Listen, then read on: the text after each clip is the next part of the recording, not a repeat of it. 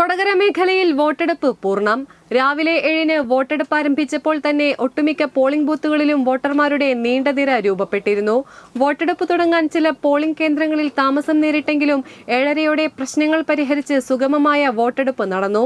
കോടാലി GLPS സ്കൂളിലെ polling ബൂത്തിൽ അരമണിക്കൂറോളം വൈകിയാണ് വോട്ടിംഗ് ആരംഭിച്ചത്. രാവിലെ 7 മുതൽ 10 വരെയുള്ള 3 മണിക്കൂറിനുള്ളിൽ ശരാശരി 20% വോട്ടുകൾ പോളിംഗ് ബൂത്തുകളിൽ രേഖപ്പെടുത്തി. കർഷകരും കർഷക തൊഴിലാളികളും കച്ചവടക്കാരും ഓട്ടോ ടാക്സി തൊഴിലാളികളുമായ വോട്ടർമാർ രാവിലെ തന്നെ തങ്ങളുടെ സമ്മതിദാനാവകാശം വിനിയോഗിച്ച ശേഷമാണ് തൊഴിലിടങ്ങളിലേക്ക് പോയത്. ഉച്ചസമയത്തെ കടുത്ത ചൂട് കണക്കിലെടുത്ത് വീട്ടമ്മമാരും രാവിലെ തന്നെ വോട്ട് ചെയ്യാനെത്തി.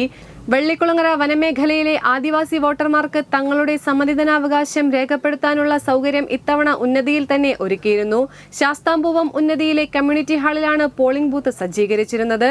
കാരിക്കടവ്, മലയൻ ഉന്നതി, ശാസ്താംപൂവം, കാടർ ഉന്നതി എന്നിവിടങ്ങളിൽ നിന്നുള്ള ആദിവാസി വോട്ടർമാർ ഇവിടെയെത്തി വോട്ട് ചെയ്തു. തേനുൾപ്പെടെയുള്ള വനവിഭവങ്ങൾ ശേഖരിക്കുന്നതിനായി ആദിവാസി കുടുംബങ്ങൾ പലരും ഉൾക്കാട്ടിൽ താമസിച്ചു വരുന്നതിനാൽ ഏതാനും പേർ വോട്ട് ചെയ്യാനെത്തിയില്ല. ചാലക്കുടി മണ്ഡലത്തിന്റെ ഭാഗമായ കൊടകര പഞ്ചായത്തിലും വോട്ടെടുപ്പ് സമാധാനപരമായിരുന്നു.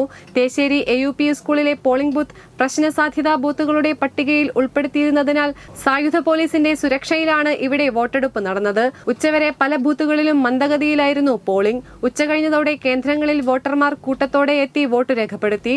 കനത്ത ചൂടുമൂലം ഉച്ചസമയത്ത് പോളിംഗ് സ്റ്റേഷനുകളിൽ തിരക്ക് കുറവായിരുന്നു.